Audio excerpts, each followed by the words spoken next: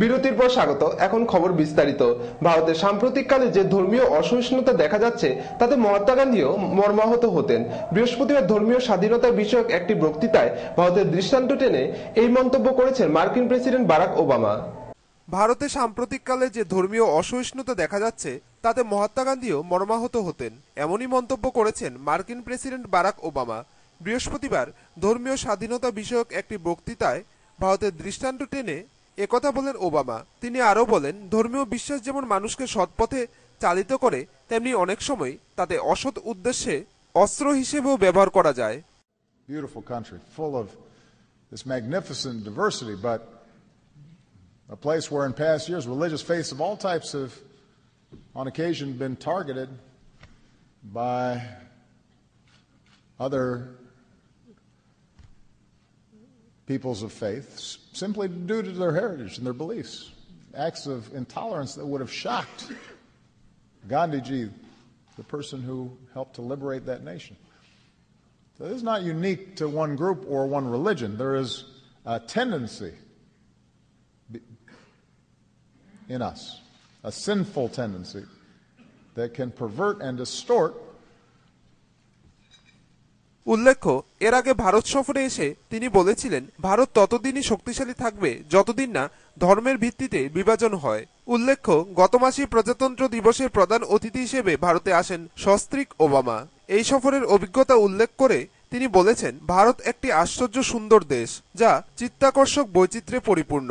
দলাই লামা সহ বিশ্বের বিভিন্ন আন্তর্জাতিক নেতৃবৃন্দের উপস্থিতিতেই ওবামা তার বক্তৃতায় পাকিস্তানের স্কুলে নারকীয় হামলা থেকে প্যারিসে জঙ্গি হামলার প্রসঙ্গ উত্থাপন করেন। তিনি আরও বলেন, ধর্মকে হাতিয়ার করেই তারা তাদের অপকর্মে সাফাই দেওয়ার চেষ্টা করে।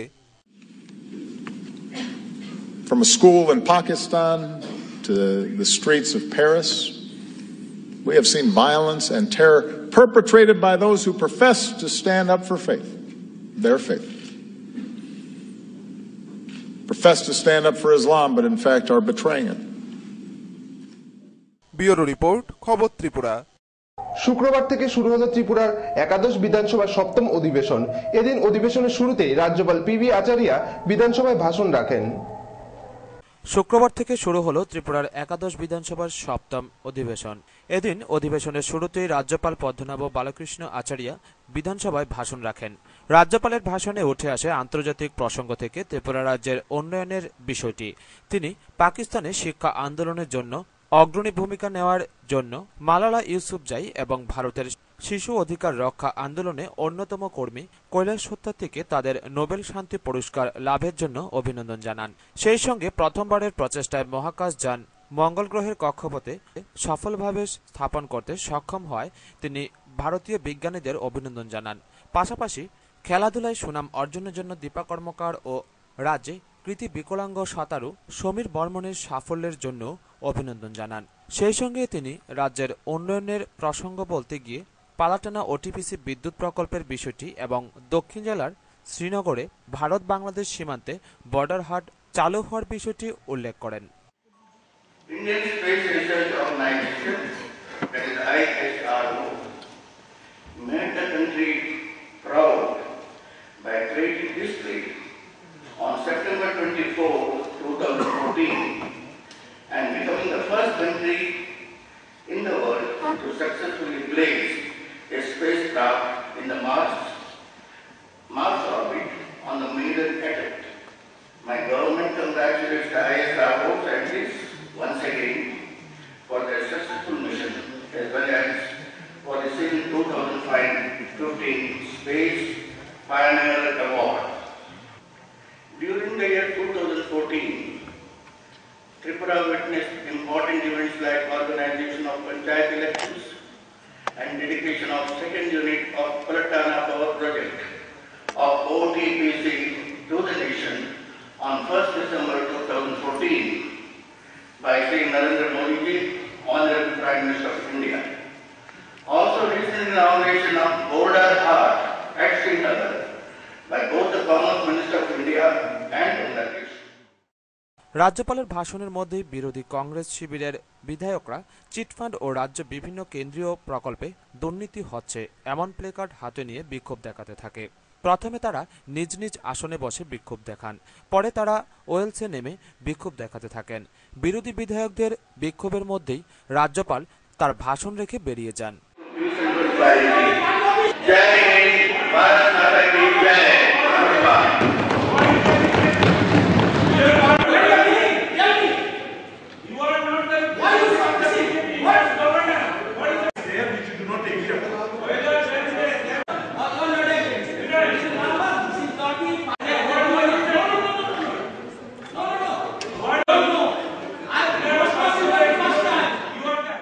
রাজ্যপালের ভাষণের পর কিছুক্ষণের বিরতির পর শুরু হয় প্রশ্নোত্তর পর্ব। প্রথমার্ধের প্রশ্নোত্তর পর্বের শেষে বিরোধী দলনেতা সুদীপ রায় বর্মন অধ্যক্ষ রমেন্দ্রচন্দ্র নাথের কাছে আহ্বান রাখেন সাম্প্রতিককালে রেগা প্রকল্প নিয়ে রাজ্যের বিভিন্ন ব্লকে সংগঠিত দুর্নীতি নিয়ে আলোচনার জন্য আলাদা করে সময় নির্ধারণের জন্য।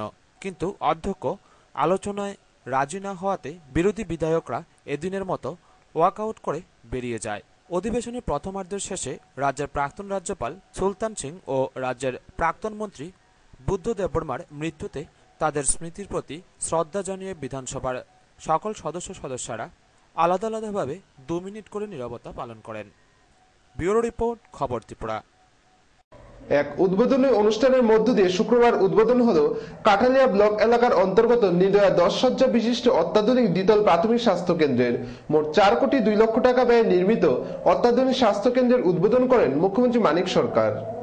এক উদ্বোধনী অনুষ্ঠানের মধ্য দিয়ে শুক্রবার উদ্বোধন হলো কাঠালিয়া ব্লক এলাকার অন্তর্গত নির্দয়া 10 শয্যা বিশিষ্ট অত্যাধুনিক দ্বিতল প্রাথমিক স্বাস্থ্য কেন্দ্রের মোট 4 কোটি 2 লক্ষ টাকা ব্যয়ে নির্মিত এই অত্যাধুনিক স্বাস্থ্য কেন্দ্রের ফিতা কেটে ও ফলক উন্মোচন করে উদ্বোধন করেন রাজ্যের মুখ্যমন্ত্রী মানিক সরকার। তার পূর্বে অনুষ্ঠিত হয় একটি উদ্বোধনী অনুষ্ঠান। প্রদীপ প্রজ্বলন করে অনুষ্ঠানের শুভ সূচনা করেন মুখ্যমন্ত্রী মানিক সরকার। অনুষ্ঠানে এছাড়াও উপস্থিত ছিলেন রাজ্যের যুব, ক্রীড়া, শ্রম ও সংখ্যালঘু উন্নয়ন দপ্তরের মন্ত্রী শহীদ চৌধুরী, বিধায়ক শ্যামল চক্রবর্তী, সিপাহীজলা জেলার জেলাশাসক প্রশান্ত কুমার গোয়েল, রাজ্যের স্বাস্থ্য দপ্তরের সচিব এম নাগারাজু, কাঠালিয়া পঞ্চায়েত সমিতির চেয়ারম্যান আব্দুল করিম সহ অন্যান্য বিশিষ্টজনেরা। অনুষ্ঠানে কালীকৃষ্ণনগর, ভবানীপুর ও নির্দয়া এই 3টি পঞ্চায়েত এলাকা থেকে প্রায় 3,500 লোক উপস্থিত ছিলেন। এই অনুষ্ঠানে উদ্বোধকের ভাষণে মুখ্যমন্ত্রী মানিক সরকার বলেন, এই বাড়ির নির্মাণ কাজের সাথে যে প্রকৌশলীরা, শ্রমিক, মা, ভাই এবং বোনেরা যুক্ত ছিলেন, আমি আজকের অনুষ্ঠানে দাঁড়িয়ে তাদের সবাইকে বিশেষভাবে ধন্যবাদ জানাচ্ছি। যারা চিকিৎসার সুযোগ নেবেন, অন্তর্বিভাগ উভয় অংশে রোগী রোগিনী, তাদের আত্মীয় পরিজন, তাদেরকে একটা বিশেষ ভূমিকা নিতে হবে। একই সাথে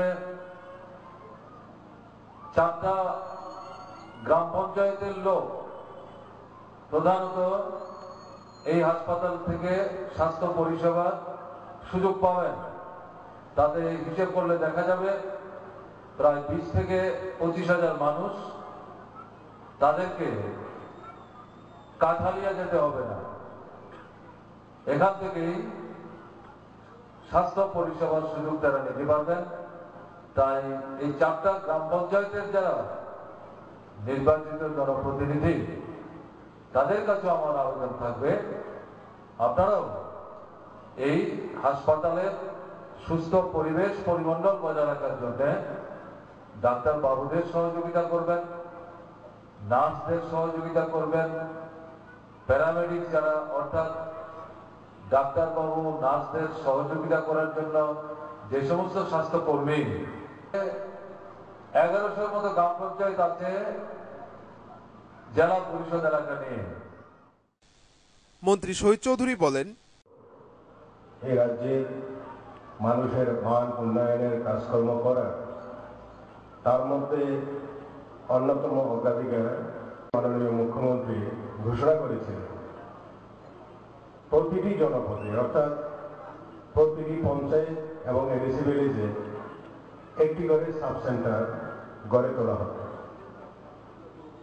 এই গত কয়েক বছরে এই কাজ প্রায় 95% সম্পন্ন হয়ে গেছে। বাকি কিছু আছে বিভিন্ন সমস্যার জন্য করা সম্ভব হচ্ছে না। অন্তত একটি করে সাব সেন্টার উদ্বোধনী অনুষ্ঠান শেষে এই অত্যাধুনিক দ্বিতল প্রাথমিক স্বাস্থ্য কেন্দ্রটির বিভিন্ন কক্ষ ঘুরে দেখেন মুখ্যমন্ত্রী সহ অন্যান্য অতিথিরা এবং সন্তোষ প্রকাশ করে মুখ্যমন্ত্রী বলেন, গোটা রাজ্যে এই মানের প্রাথমিক স্বাস্থ্য কেন্দ্র আর গড়ে তোলা হয়নি। উল্লেখ্য, গত 1.5 বছর পূর্বে রাজ্য গ্রামোন্নয়ন দপ্তরের তত্ত্বাবধানে নির্মাণ কাজ শুরু হয়েছিল এই প্রাথমিক স্বাস্থ্য কেন্দ্রের। আর এই প্রাথমিক স্বাস্থ্য কেন্দ্রের উদ্বোধনের পর 3টি পঞ্চায়েত এলাকার প্রায় 15 থেকে 16 হাজার লোক স্বাস্থ্য পরিষেবা গ্রহণ করতে পারবে এখান থেকে। নিদয়া থেকে নারায়ণ বৈদ্যের রিপোর্ট, খবর ত্রিপুরা। বিজ্ঞাপন বিরতির পর আবারও স্বাগত। চলে যাচ্ছে অন্যান্য খবরে।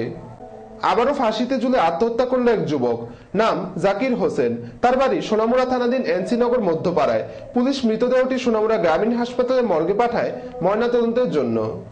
3 মাসের ছুটিতে বাড়িতে এসে ফাঁসিতে ঝুলে আত্মহত্যা করল এক যুবক, নাম জাকির হোসেন, বয়স 35। তার পিতা মফিজ মিয়া, বাড়ি সোনামুড়া থানাধীন এনসিনগর মধ্যপাড়ায়। জানা যায়, জাকির হোসেন কুয়েত থেকে 3 মাসের ছুটিতে বাড়িতে আসে। বাড়িতে আসার পর বিভিন্ন বিষয়ে শুরু হয় পারিবারিক ঝামেলা। শুক্রবারও তাদের পরিবারে একটু ঝামেলা হয়। তারপর জাকির দুপুরের খাবার সেরে ঘুমোতে যায়। সন্ধ্যা 6টার পরও ঘুম থেকে না ওঠায় বাড়ির লোকেদের মনে সংশয় হয়। তখন তাদের চিৎকারে ছুটে আসে এলাকাবাসীরা। তারা দেখতে পায় ঘরের সিলিংয়ে কাপড়ের ফাঁসিতে ঝুলছে জাকিরের দেহ। খবর দেওয়া হয় সোনামুড়া থানায়। ঘটনার খবর পেয়ে ঘটনাস্থলে ছুটে যায় পুলিশ। এ বিষয়ে থানার কর্তব্যরত পুলিশ অফিসার জানান, 7টার দিকে একটা ফোন আসে যে এনসিনগর থেকে একটা পুরুষ ফাঁসিতে ঝুলে আত্মহত্যা করেছে। খাওয়ার পর সঙ্গে সঙ্গে আমরা আসলাম এনসিনগর। এসে দেখি জাকির হোসেন নামে একজন 32 বয়সী, সে তার ঘরে প্রাথমিক তদন্ত পেয়েছে ঘরে একটা উল্লার সাহায্যে ফাঁসিতে আত্মহত্যা করেছে। আমরা এসে ডেড বডি দেখলাম যে তারা ফাঁসি থেকে নামিয়ে নিয়েছে, উঠানোর মধ্যে পড়ে আমরা দেখব। তারপরে কি হয়েছে তদন্ত চলছে। আত্মহত্যায় কালকে পোস্টমর্টমের পরে দেখা যাবে কি হয়েছে।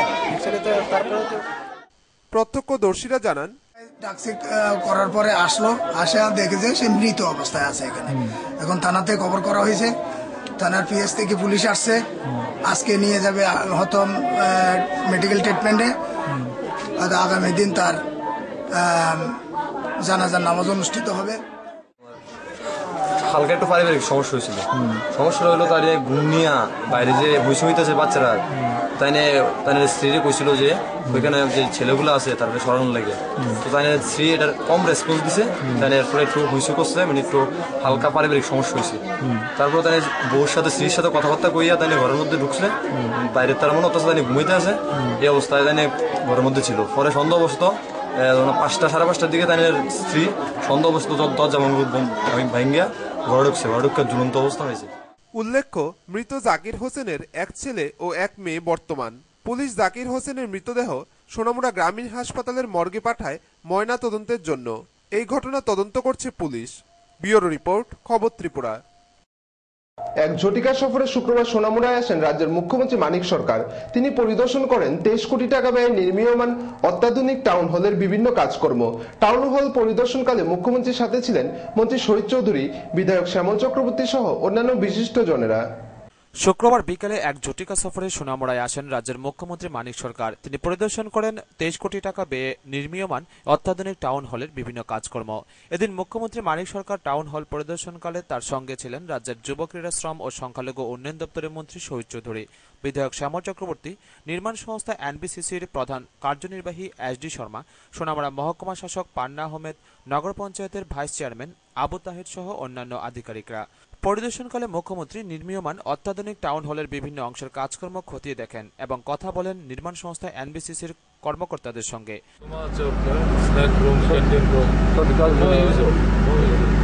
বন্ধ করো, ক্যান্টিন, স্ন্যাক, এগুলো সবটা বাইরে নিয়ে যাও, টোটাল সেগ্রিগেট করে দাও। হ্যাঁ, তাতে তোমাদের আলাদা করতে হবে, আর এগুলি অন্য কাজে লাগায়। উল্লেখ্য, গত প্রায় 8 মাস পূর্বে সামান্য বৃষ্টিতে ভেঙে পড়েছিল নির্মীয়মান এই টাউন হলের ছাদের একটি অংশ। তারপর থেকে বহুবার প্রশ্ন উঠেছিল টাউন হল নির্মাণে গুণগত মান নিয়ে। অবশেষে শুক্রবার মুখ্যমন্ত্রী মানিক সরকারের আচমকা এই নির্মীয়মান টাউন হল সফর অত্যন্ত তাৎপর্যপূর্ণ বলে মনে করছে অভিজ্ঞ মহল। টুটন চৌধুরীর রিপোর্ট, খবর ত্রিপুরা। আবারও পুলিশের কাছে ধরা পড়ল এক প্রতারক, নাম বিপ্লব দত্ত। এক নাবালিকাকে প্রতারণার অভিযোগে এলাকার মানুষ তাকে উদয়পুর রাধাকিশোরপুর থানার পুলিশের হাতে তুলে দেয়। প্রতারক বিপ্লব আবারও ধরা পড়ল পুলিশের কাছে। এবার এক নাবালিকা মেয়েকে ভুয়ো পরিচয় দিয়ে বিয়ে করবে বলে তুলে আনে বিপ্লব। বুধবার সন্ধ্যা নাগাদ মাতাবাড়ি এলাকার মানুষ আপত্তিকর অবস্থায় ধরে বিপ্লব ও নাবালিকা মেয়েটিকে রাধাকিশোরপুর থানার পুলিশের হাতে তুলে দেওয়া হয় দুজনকে। পুলিশ সূত্রে মেয়েটির পরিবারে খবর যায়। বৃহস্পতিবার মেয়েটির বাবা রাধাকিশোরপুর থানায় অভিযোগ জানায়। নাবালিকা মেয়েটির বাড়ি শিলাছড়ির ঘোড়াকাপ্পা এলাকায় হওয়ায় রাধাকিশোরপুর থানার পুলিশ শিলাছড়ি থানার নিকট প্রতারক বিপ্লব সহ নাবালিকা মেয়েটিকে তুলে দেয়। সেখানে বিপ্লবের বিরুদ্ধে নাবালিকা মেয়েটিকে কিডন্যাপের মামলা হয় বলে জানা যায় পুলিশ সূত্রে খবর, সোনামুড়া মহকুমার রবীন্দ্রনগর সুবল দত্তের ছেলে বিপ্লব। সে মানুষকে চাকরি দেওয়ার কথা বলে আগে বহু প্রতারণা করেছে বলে অভিযোগ রয়েছে। মোটা অঙ্কের টাকা হাতিয়ে নিয়ে প্রতারণার ব্যবসা চালিয়ে যাচ্ছিল সে। একবার এক অভিযোগে উদয়পুর রাজারবাগ এলাকা থেকে রাধাকিশোরপুর থানার পুলিশ আটক করে আদালতে পাঠায়। পরে আদালত থেকে জামিন পায় সে। এই বিপ্লব দত্তর নাম ভাড়িয়ে সৌরভ দাশগুপ্ত সেজে শিলাছড়ির ঘোড়াকাপ্পার এক নাবালিকা মেয়েকে নানা প্রলোভন দেখিয়ে প্রতারণার ফাঁদে আটকায়। নিজে ইঞ্জিনিয়ার, বাবা সরকারি চাকুরি সহ বহু টাকার মালিক। পরিচয় দেয় নাবালিকার কাছে, যোগাযোগ ফোনেই। বুধবার নাবালিকা মেয়েটিকে তুলে নিয়ে আসে মাতাবাড়ির সাধারণ মানুষ সন্দেহজনক ভাবে তাদের ধরে তুলে দেয় পুলিশের হাতে। নাবালিকা মেয়েটি পরে বুঝতে পারে সে প্রতারণার শিকার। ধৃতের দৃষ্টান্তমূলক শাস্তি হোক চায় নাবালিকার পরিবার।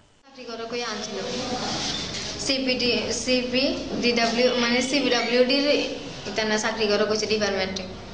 হের বাবা এগ্রিকালচার অফিসার, মা অঙ্গনারী মাস্টার। এই কথাটা কই আনছিল।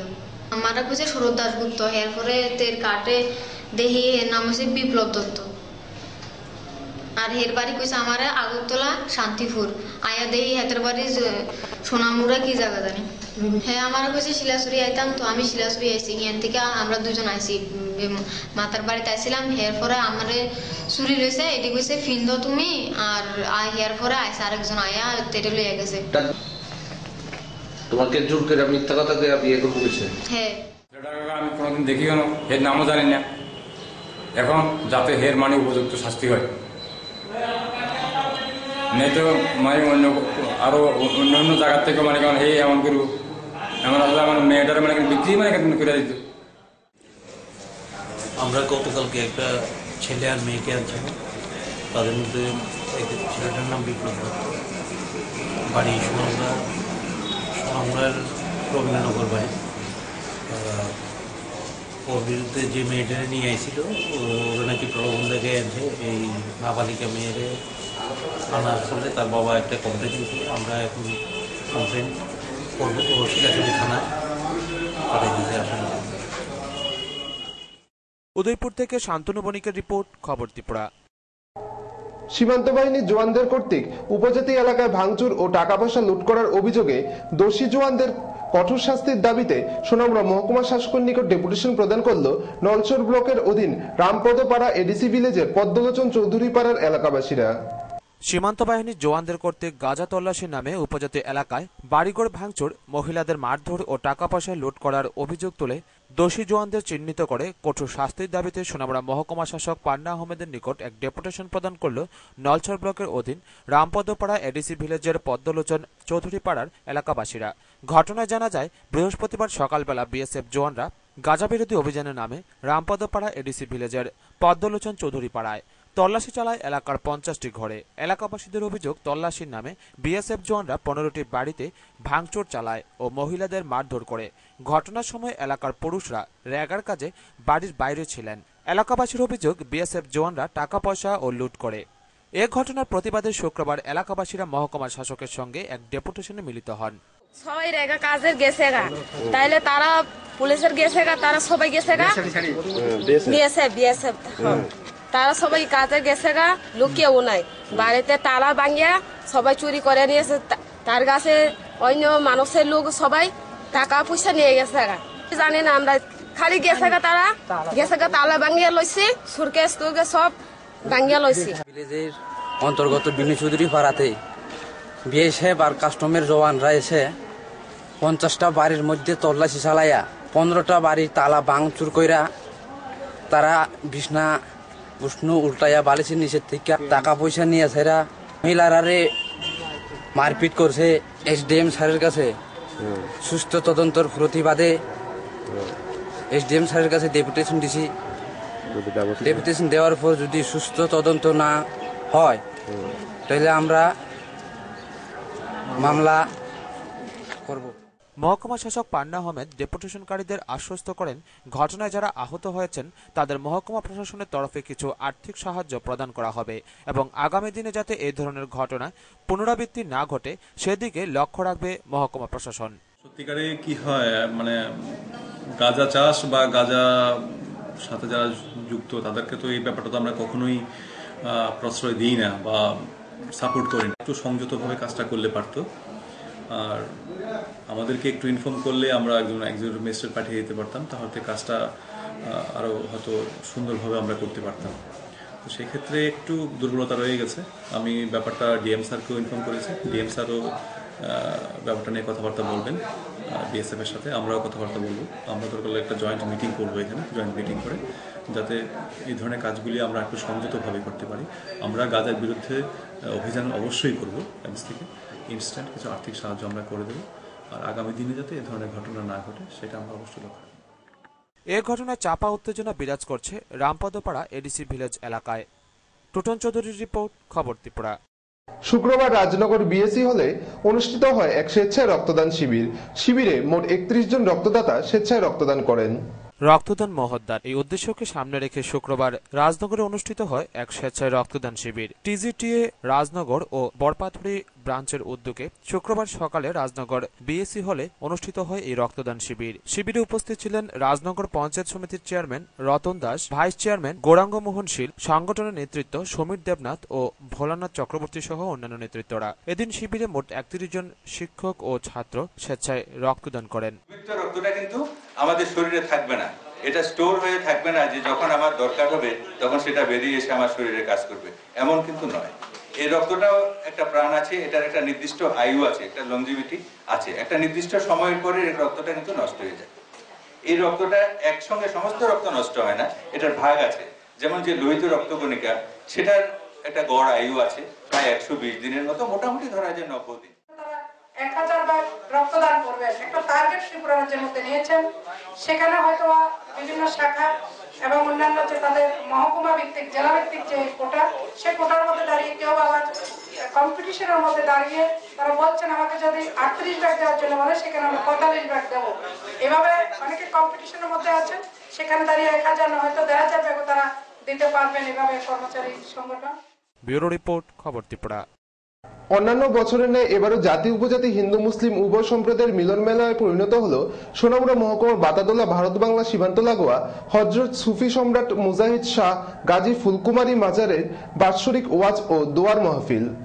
প্রতি বছরের ন্যায় এবারও জাতি উপজাতি হিন্দু মুসলিম উভয় সম্প্রদায়ের মিলন মেলায় পরিণত হল সোনামুড়া মহকুমা বাতাদোলা ভারত বাংলা সীমান্ত লাগোয়া হযরত সুফি সম্রাট মুজাহিদ শাহ গাজী ফুলকুমারী মাঝারের বাৎসরিক ওয়াজ ও দোয়ার মাহফিল। প্রতি বছর বাংলা মাঘ মাসের 22 তারিখ অনুষ্ঠিত হয় এই ওয়াজ ও দোয়ার মাহফিল।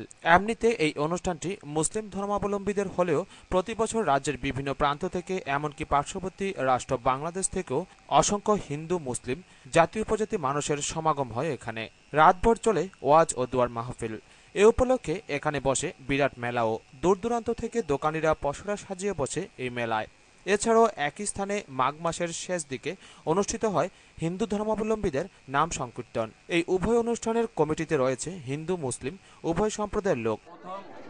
আমরা এই গ্রামটা বসার পরে 1956 ইংরেজি গ্রামটা বসার পরেই এই ফুলকুমারী ঝরকাটার পূজা আর আলোচনা আরম্ভ হয়েছে, দেওয়া আরম্ভ হয়েছে। তো তাকে পাশাপাশি পাকিস্তান বাংলাদেশ হচ্ছে পাকিস্তানে তারও করতে, এটাতে কেন্দ্র করে আস্তে আস্তে এটা মাজারে পরিণত হয়েছে। আর যাত্রী সাইডের লাগে আমাদের এলাকার মন্ত্রীর কাছে আমাদের দাবি এবং শামসুলদার কাছেও ব্যক্তিগতভাবে আমি ব্যস্ত এবং লিখেছি একটা যাত্রী সেট যাতে করে যাত্রী সেটটা করলে বিভিন্ন গানের অতিথি যারা নাচতে আইব এবং তারা যাতে সান্ত্বন করে থাকতে পারে, এটা আমাদের সরকারের কাছে দাবি। দীর্ঘদিন অতীতের যে ঐতিহ্য এটা এখানে বহন করে হিন্দু মুসলমান জাতি উপজাতি সমস্ত অংশের মানুষ। এই যে আমাদের ফুলকুমারী যে মাজার, এই মাজারটা একটা ঐতিহ্য আছে। এখানে মানুষের অনেক মনের ধর্মপ্রাণ আবেগপ্রাণ মানুষ মনে করে এখানে কিছু কিছু মানে দান করা বা এখানে আসাটা তাদের মনের বাসনা পূরণ হয়। এটা একটা প্রচুর ঐতিহ্য আছে। এখানে বিভিন্ন অংশের মানুষ দূর দূরান্তের থেকে আজকে আইব। তেমনি করে আমাদের হিন্দু অংশের যারা আছেন তারাও কিন্তু মাঘ মাসের শেষের দিন এটা উৎসবটা আমাদের একটা জাতির মিলন ক্ষেত্র, যেটা আমাদের এই ত্রিপুরার যে একটা ঐক্যকে বহন করে আগামী দিনেও আমরা চাইতেছি এই ঐক্যটা আরো সুদৃঢ় হোক, আগামী দিনে আরো যাতে আমাদের মধ্যে ভ্রাতৃত্ব আরো বেশি হয়ে যাও, এর জন্য আমরা আপ্রাণ চেষ্টা করতেছি।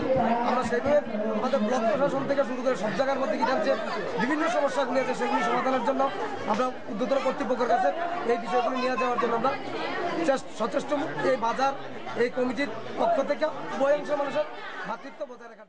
উল্লেখ্য 1956 সাল থেকে তৎকালীন পূর্ব পাকিস্তান তথা বর্তমান বাংলাদেশ এবং ভারতের লোকেরা শুরু করেছিল এই মাহফিল এবং নাম সংকীর্তন, যা ধীরে ধীরে এক মিলন মেলায় পরিণত হয়েছে। শুক্রবার ফুলকুমারী দরগাহে এই ওয়াজ ও দোয়ার মাহফিলকে কেন্দ্র করে হয় মহিষ বলিও। বিভিন্ন সম্প্রদায়ের লোক এদিন দূর দূরান্ত থেকে গাড়ি ভর্তি করে নিজের মনস্কামনা পূর্ণ করতে হাজির হয় এই দরগাহে। একইভাবে কীর্তনের দিনও হিন্দু মুসলিম জাতি উপজাতির সকল অংশের মানুষ উপস্থিত হয় এখানে। তবে এই দরগাহের কমিটির দীর্ঘদিনের দাবি যাতে এই স্থানটিতে বিদ্যুতের ব্যবস্থা করা হয় এবং একটি যাত্রী শেড নির্মাণ করা হয়। যদিও ইতিমধ্যে হিন্দু মুসলিম জাতি উপজাতি উভয় সম্প্রদায়ের লোকেদের আর্থিক সহযোগিতায় মাঝারটি বড় পরিসরে গড়ে তোলা সম্ভব হয়েছে।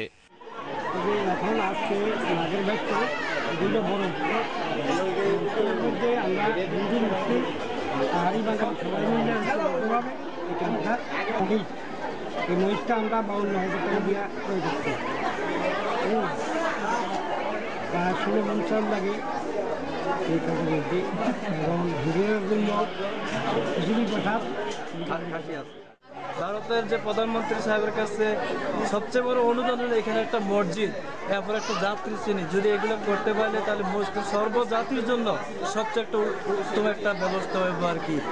গয়াকাশী রাম মন্দিরে মডগজমায়া সম্ভবতী পূজা করতো, তো ওই পূজা উপলক্ষে লক্ষ লক্ষ হিন্দু সম্প্রদায় তারা ফুল নিয়ে আসতেছে, মিষ্টি নিয়ে আসতেছে, প্রসাদ নিয়ে আসতেছে, কেউ কলা নিয়ে আসতেছে, কেউ দুধ নিয়ে আসতেছে, আবার কেউ বিভিন্ন মোমবাতি আগরবাতি কেউ খাসি নিয়ে আসতেছে, কেউ মুরগা নিয়ে আসতেছে, কেউ আবার বিভিন্ন জিনিস নিয়ে আসতেছে। বাংলাদেশের সহযোগিতা, বাংলাদেশের বাসমঙ্গলের সেলিম ভাই, জোয়েল ভাই, তানসিম ভাই তাদের সহযোগিতা এবং ইন্ডিয়ার সর্বসাধারণের সহযোগিতা এই মাজারটার টাইলস এবং এই বারিন্দার ব্যবস্থা আমরা আমরা বিশ্বাস করছি গুরুদেবের আশীর্বাদে দাদু বাবার আমি মাথা শিরে রাখি।